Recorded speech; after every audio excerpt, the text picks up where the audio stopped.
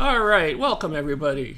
Glad you could all make it, and just give me a thumbs up. Make sure you hear me all right in there. So anyway, I just like to welcome you all to this live stream. Missing a couple of people that were going to help me moderate, but anyway, we'll just kind of go on from there. But anyway, I'd just like to say on today's show we're going to be talking to Diggers Den Tyson Fury, all the way from UK, and I have him sitting in my little green room downstairs here. So hold on, and we will be talking with him very shortly. And anyway, so far, I just like to say thanks for El Campanello Detectorist, Phil Griff coming along, BC Treasure Trails, and definitely, I see I even have my wife watching me here today. So thanks, Tina. Thanks for the support, and we'll see you guys back and along the way here. So what I would like to do is just talk a little bit about the whole agenda here. I have Terry from Diggers Den is going to be here. Near the end, I'm going to have a giveaway of another one of my photos. This one's going to be an aerial photo of UK, and I think you'll really like this one. It's a really cool image. So I'll have the link down in the descriptions down below. So we'll put that in there. And so anyway, so we'll just kind of continue on from here. I just want to show you a little intro for Terry in the area that he hunts in. So before we bring him on, so here's a little intro.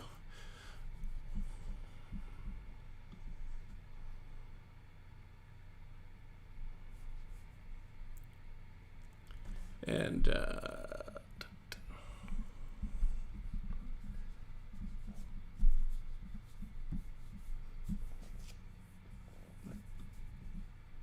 oops, I missed it. Just a sec, get me back here.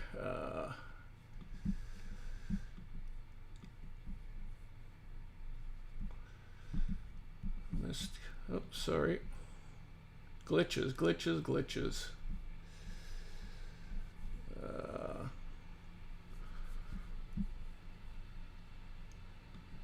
Okay, let me get Terry in here.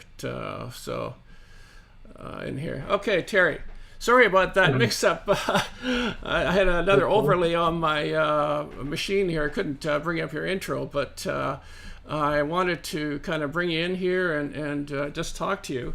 Anyway, welcome to Canada. You know, it's nice to see somebody from the UK over here, and I've been watching your stream and have liked your comments and all your buddies that you go detecting with. So, Terry, understand there's a bit of a shutdown in UK now. Can you fill us in what's happening with your detecting over there now?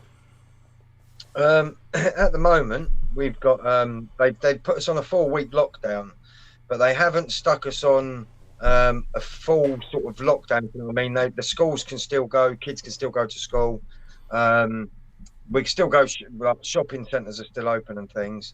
But over the what they've said is it's been a bit hard because with the metal detecting sort of government over here, they've said we can go metal detecting, but we're not allowed to metal detect in basically our farmers' fields, but we're allowed to go down to the beaches and things like that. So at the moment, it's still all up in the air what's actually allowed to be done and what's not allowed to be done metal detecting. I always thought that it would be safer, me being in the field and being down the beach metal detecting. Every metal detectorist is probably going to have to go. They said you can metal detect places where the council say you can, or places where you're allowed to go, but you're not allowed to go to your farmers' places and things like that. So there's certain restrictions that they have put in, sort of put on, and it has been a little bit sort of hard. Yeah, I guess. Yeah, that is a bit of a stranger, isn't it? You think that both places you should be able to kind of get out there and detect. I guess the farmers is maybe they're worried about getting the farmers themselves infected with the virus? Do you think that might be the case? Well, what I think what it is, because I mean, my farmer says to me, "You're nowhere near my house." I mean, his house is miles away from where I actually go metal detecting. So he says to me, "I don't mind where you go. You're not going to bother me." I ring him up. Most of the time, I don't actually see him. He doesn't come over and see me. I'll ring him up if I find something really nice. So we don't actually have a lot of close contact with the farmer. Mm-hmm. You still got dog walkers that are allowed to walk on there. I just don't see why they're saying that you're not allowed to metal detect. So there's a lot of people in the UK at the moment still sort of putting loads of things in to try and get them to change their mind how they're doing it. Because I'd be safer, as I say, being in the middle of my farmer's field Yeah, than yeah. down the beach where everybody's going to be down the beach. You've got dog walkers. I mean, it's cold now, so you're Mm-hmm. not going to have people in the sea, but you're going to have all metal detectors go down there. So it's going to be spreadable that way. I mean, kids are still allowed to go to school. I mean, to me, that's not really a lockdown. As soon as the kids went back to school in the UK, it started to rise again. And Yeah. now the government is saying, right, the kids are allowed to go to school, but you're not allowed to hang around in big groups. I see kids hanging around in big groups for about 25 people. They're supposed to be groups of 6, but no one out there is out there taking control of it. So it's just one of them sort of hard things at the moment where everything's sort of going. Well, the government the government just they don't know what they're saying half the time. You want to believe what they're saying, and then they say, right, the cases are getting worse. Let's send the kids back to school, but we'll put everyone else on lockdown.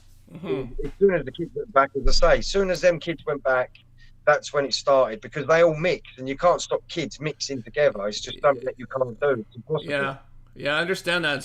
That's very hard. I know my wife's a teacher, so it is the same thing in the classroom. It's kids just they just like being with one another and their friends, so it's hard for them to stay apart. But anyway, just getting back to detecting, Terry. Now, how did you get started in this hobby? It was a few years back. I started watching a channel called Extreme Metal Detecting News, who we're in partnerships. I'm in partnership with, because over time I got really interested in his videos, and then I started watching him, and I sort of went out one day and sort of got myself a Garrett Ace 150. I think I picked it up for about £100. I went out and I started finding some nice little bits of it, and then I sort of like got a bit addicted to it, and then I started getting some farmers, getting some permissions, and then I went up in the world and got myself a 250, and then I was finding more different bits, and I was getting excited. But what really got me started on it was watching all these channels of actually people doing it, because I mean, before YouTube, there wasn't much about metal detecting, so most of my stuff that's made me want to go metal detecting is watching everyone else, Yeah. like yourself. You've been doing it for a long time, and I like watching what you guys over there find, because it's a different kind of history. I mean, you guys find some. What I like the most is your big pieces of 8 that people find over there. That are absolutely Yeah, amazing. yeah. Oh yeah, no, it is different. I mean, we Canada still has that British history, so we are finding some of the items that you guys find, but you're finding a lot of things that are way older, and this is what kind of I think intrigues a lot of people when they watch. All you UK detectors is the history that you're unearthing, and even for yourself. I mean, it's been watching you testing your machines and finding these things in the fields. It's incredible. I really enjoy watching it. The other question I have for you, Terry, is that. Over there, you have a variety of different coins that you find. Can you explain some of the different types of coins to our North American audience here? Right. Basically, what kind of coins we get? I mean, everyone gets. I mean, most people see a Roman coin, but as the Romans disappeared and we started getting kings and queens, they started off with like a silver coin, like something like this, which was a hammered coin. I don't know if you guys can see it. It's so tiny. Oh yeah, yeah, yeah. So what they call that a hammered because of Is it hammered, made by hammering it, or? Well, what it was with hammered coins, what they used to do with a bigger size. I mean, with that one, they sorry, they called it hammered coin, because what they used to do was, I'll show you a little piece I've got now. They used to get them and then cut them into pieces. So say something cost a quarter of a hammered, that's what they would cut it into, like a tiny quarter. Okay. Like the pieces of 8 that you see, they cut. They used to do them with these, and I mean, some of them go back quite old. I mean, I've got some. You get all different size ones. You can get. Bear with me, I'll grab one. I mean, one like this. I mean, they call them hammers because if you see at the back there, you see the cross. Yeah. Well, what they used to do was put a little. If something cost half of one of these, they used to get a hammer and a little chisel thing and actually cut them in half. Okay. So you would get half. You would have half, and then whoever you were selling it to would have half. Gotcha. Okay. Yeah, it's interesting. Now, and how old are those coins that you're showing us there right now? The ones that I'm showing you are from anything between the 1100s all the way up till sort of like the 1900s. The oldest hammered coin I've got is a Scottish coin, and that's the 1100s. So around about the 1100s, I think they started making the hammered coins. Now, I understand, and this is just my thinking, that when you find something old, you have to report that to the government, or can you tell us a little bit about that? Over here, we have a thing called a flow, which is like a laser. I can't even say the word. Liaison officer, and what he does is, if you something that's really intriguing, that could be something that needs looking at, you can send them a picture, and then they'll look at it and say, yeah, we need to see that, and they'll take the piece. Now, sometimes once they've had it, it does take about a year. They will take the item, a lot of different people check it out and see it. Then what they'll do is they decide whether you can have the item back. If you get the item back, they actually give you money for it. But I mean, most of the time, if I've got a museum where I live, it's only a small one, but I usually give all my stuff to them if it's, because you have to give it. If you have to give it to the person, if you give to a museum, then it doesn't matter. They deal with it. Yeah. Otherwise, you have to give to this person, and they have to go down the route, and then you have to explain where you found it. And sometimes, if you find a lot of stuff in one area, it could cause a big dig in your area. So it's quite difficult. Oh, so everybody's going to show up and start hunting that area? Is that what you mean? Yeah. Yeah, well, it's hard because, I mean, as some people in the UK tell you, we have a thing over here called night hawkers. They watch your videos, they know where you hunt, and once you've hunted there and they've seen your videos, they sort of turn up late at night and yeah. I guess like the old days, I think they used to call them the grave diggers or something, you know. Yeah. Oh wow, yeah. I guess yeah. So you're very careful in giving descriptions and where you go hunting over there. So yeah, it's some of the places you go. I like to sort of keep it sort of to myself because there is a few metal detectors around the area, and yeah, you can never know. Because I've been to one of my fields and the night after I've gone there, the day after I've gone there, and there's holes everywhere. So yeah.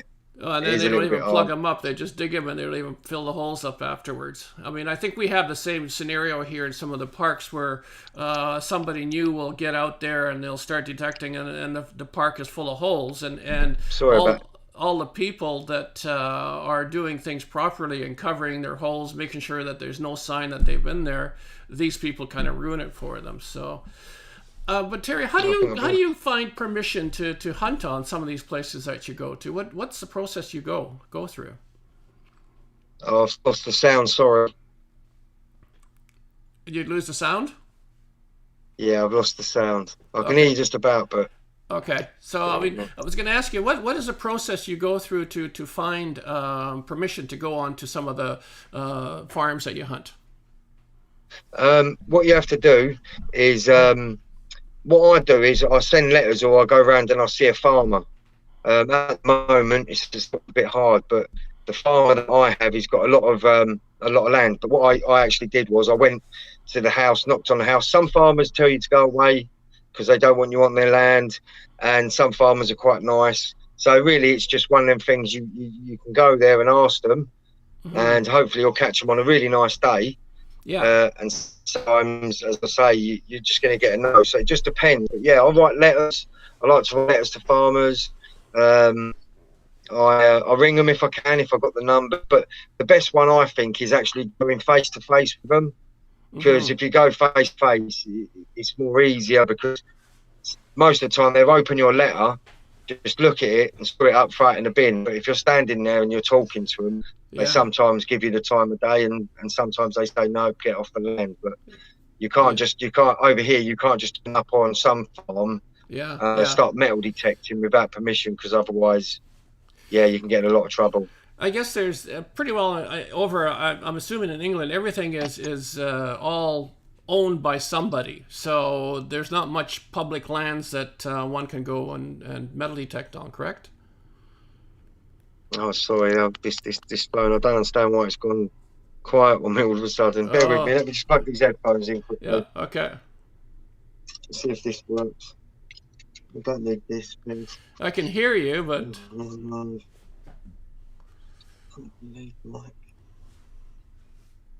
Give me a phone. Sorry, guys. Okay, no worries.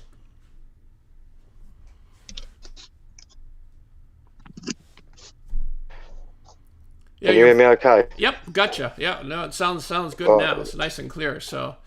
Okay. Yeah, that's better for me. That's it. I'll phone there.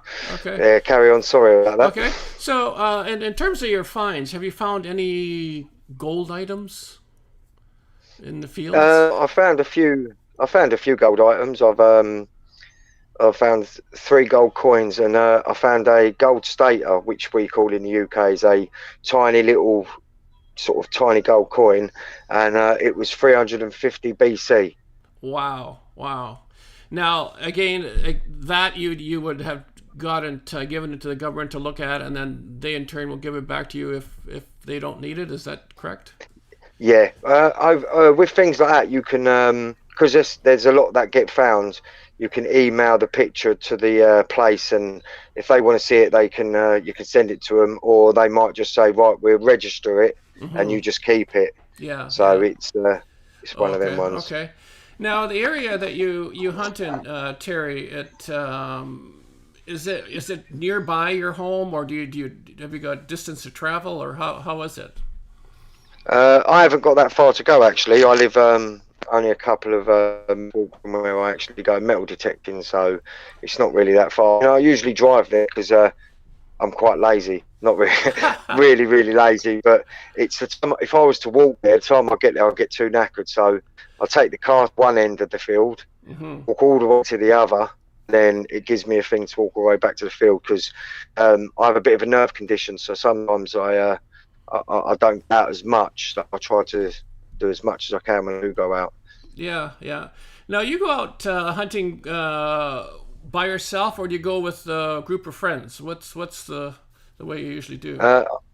I'm usually on my own when I metal detect. I've got a friend that does do it, but at the moment he's having a bit of a rough time, so he's not been about. But yeah, most of the time I like to be on my own. I find metal detecting sometimes on your own is a little bit more sort of relaxing for you. Yeah, no, I kind of agree with you there too. I mean, I belong to a club locally here, so we've got I think about 40 or so members, and we every once in a while we do get together and kind of go out hunting. So, but it's usually everybody's just having a fun hurrah, chit chat and not very serious in terms of trying to listen to those tones and finding something.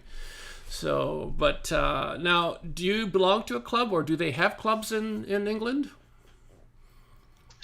We do have clubs. We have clubs sort of. There's a lot of clubs sort of everywhere. I'm not sort of ever been a member to a club. I'm sort of. I don't know. I've always sort of looked into being a member, but I've always found that because I found my own bit of land, I've never sort of really wanted to be into a sort of like a club, because when you go out with a club and there's 30 or 40 of you. I mean, it is fun, but I've found that meeting people on YouTube, and some of the people like Mike from the Metal Detecting channel, and you've got Scott from Dirt Diggers UK, and people like that live quite close to me. So it'd be nice to sort of meet up with people like that, people that I've sort of met online. Yeah, I see. Yeah, it is interesting. I mean, I do enjoy it, but like I say, by yourself is probably a little bit more fun, I guess you can get. Like I say, it's kind of, you can kind of let things go, and it's just kind of relaxing in a way. Now, do you live close to a beach area, or is it just mostly farmlands that you have? I live, would believe, about 5-minute drive, I'd say, from the beach. Oh, okay. The thing is, where I live, it's a stony beach, a really stony beach it is. Okay. So it's not something that the sand that we have here locally or down in Florida or California. You know, some of those beaches are just incredible. I think it's just it goes for about 5 miles just round our coast, and then when you get past that, it's nice sand. Oh, yeah. And some of the places is really nice, but as I say, I've got, when the tide goes out where I live, it's bait diggers where people dig for worms to go fishing. Okay. So once the tide's gone out, I'm gonna try down there. See, as long as I don't get in the sinking mud, I should be all right. Okay, yeah, I know it's quite something.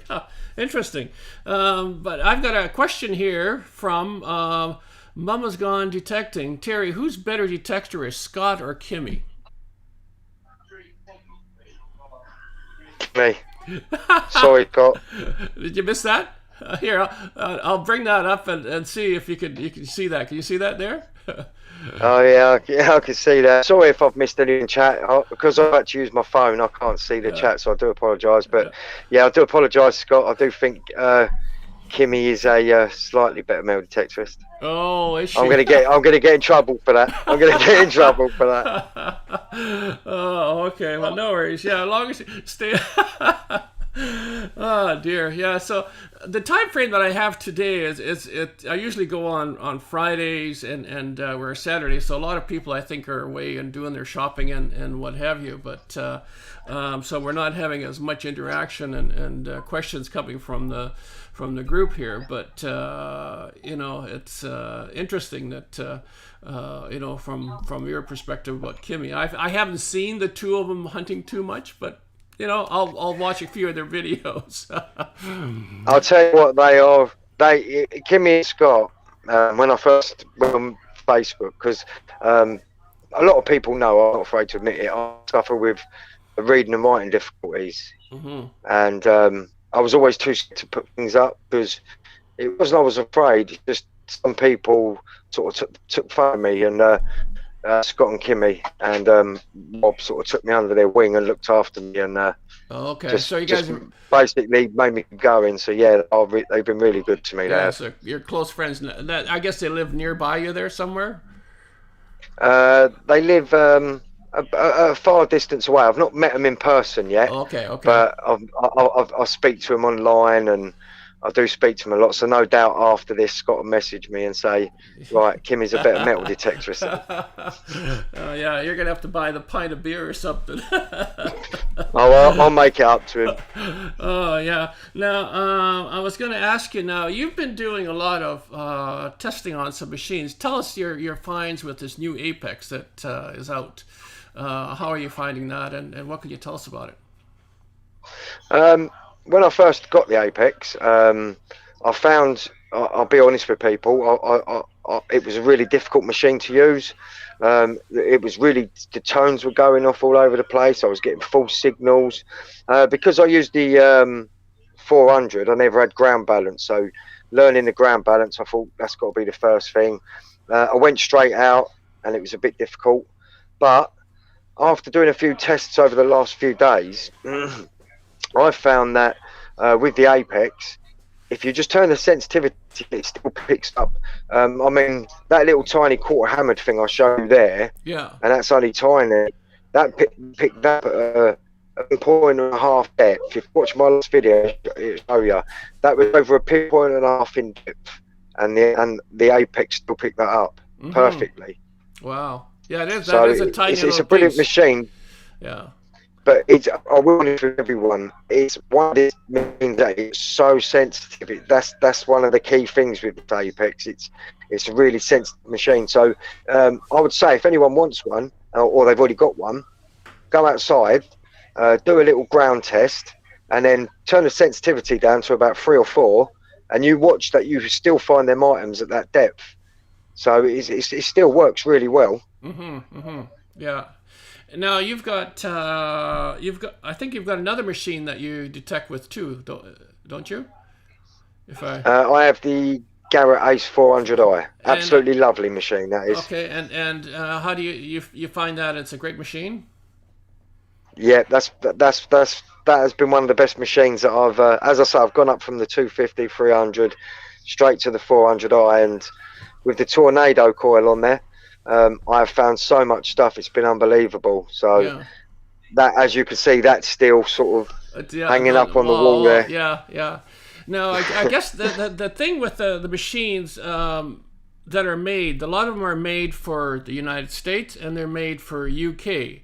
Especially with their algorithms that they put in there. So you're able to find a lot of the coins and what have you. Us in Canada here, we struggle, especially with the Equinox 800, which is a great machine. Again, it's one of those ones you really have to listen to the tones to find the coins, because we have so much steel in our coins that eliminates finding them.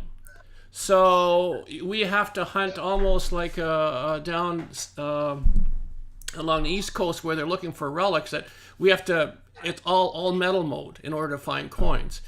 And what I was going to try to say is a friend of mine has that 400. She's going behind me. She's picking up all the coins that I leave behind with my Equinox 800. So it is a great machine. So it is. It's. I think it's the Apex. I think they should have made the Apex in a different standard to the normal ones, like from the 400i, going straight to the Apex and still calling it in the Ace range. I think was a little bit. Because, as I say, they should have just made it with no ground balance, just standard. Because, I mean, I like just to turn it on, set it up, and sort of go. But with this machine, you have to set the ground balance up. But now I'm used to it. Yeah.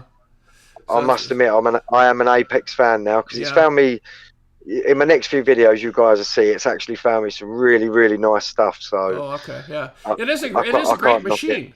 Yeah, it is a great machine. I think Garrett has done a great job of it. And the only thing, I think a lot of people wish it would have been waterproof, so they could have that. That's the only downside to it, and maybe charge a little bit more.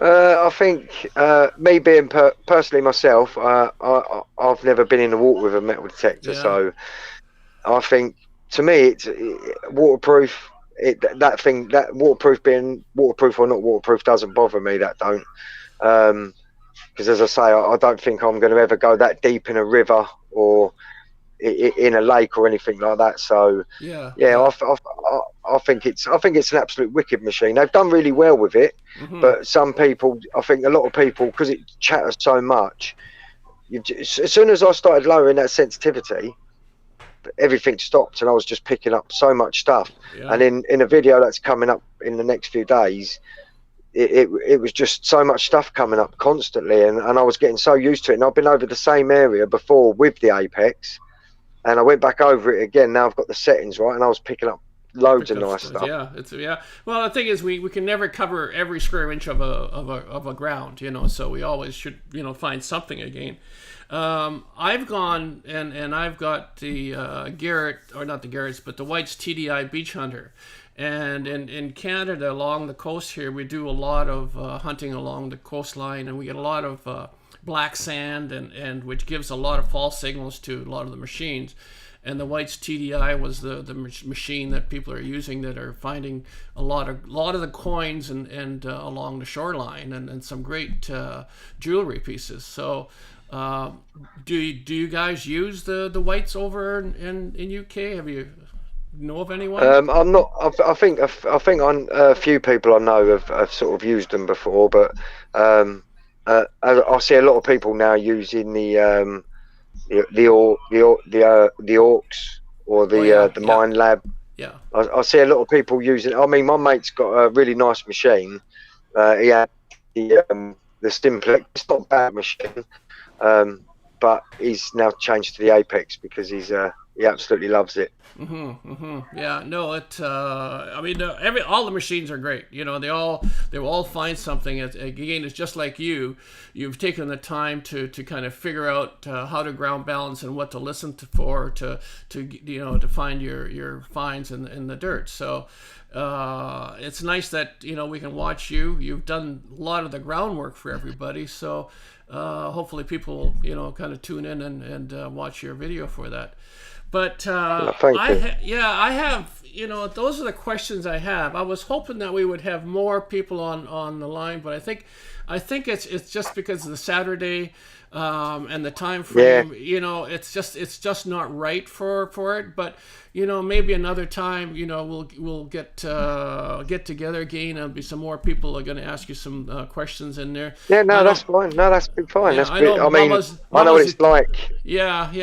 So I mean, we've had, I think on the last couple other ones, we've had up to about 20 to 30 people online. So, but I think the timing is just not right for today. Saturday is a day that people do their grocery shopping and what have you. Yeah, and then same over here. Yeah, in the U.S. now with elections, so it just there's a lot of kind of ups and downs, and people are busy doing other things. But I really appreciate you taking the time out, Terry, for us and coming along, and I look forward to one day coming over UK and maybe having some time to hunt with you. I'd love you to come over and hunt with me. I'll take you to a really nice field, and you'd enjoy it all day. Yeah, we look forward to it. I know my wife and we've been talking about. We were over there a few years back, and we wanted to kind of get out in London, and then do a little bit of sightseeing and some detecting.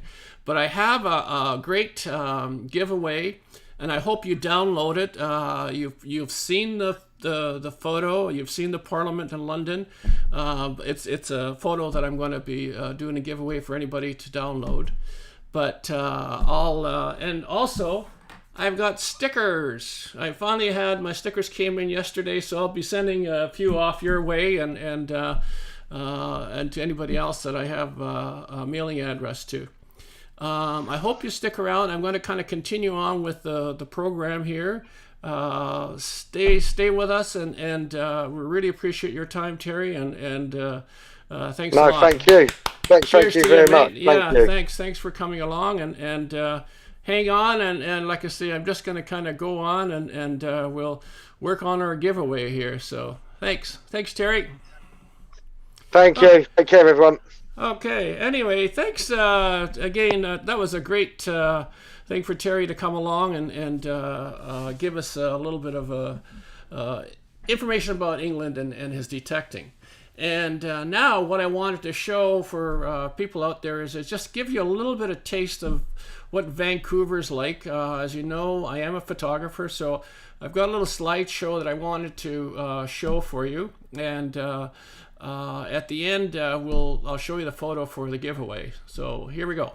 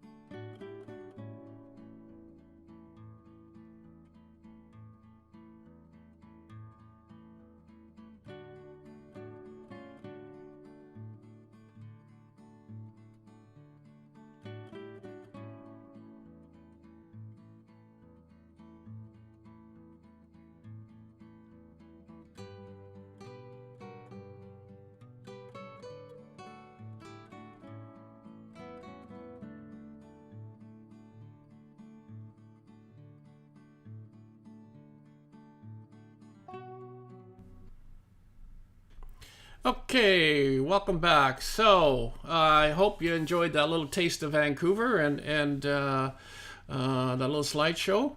But now we're in the giveaway, and this photo here that you see, aerial photo of when we were in London, and I've taken that, and when you zoom in onto that bridge with the photo, you will always see quite a bit of detail on the people down below. The Thames River, and that's the Tower Bridge, the Parliament in the background. Actually, when you download the photo, you'll see a little bit more. It's a larger area that doesn't show on this particular screen here, and so the description and the link will be in the downloads section on the comments below. If you're able to download it, leave me a comment down there, and so I know that you've gotten the photo in there. But for today, I mean, we had a really kind of a great time with Terry. Be nice to have him back again, and on these interviews. It's just great to see another perspective from the UK.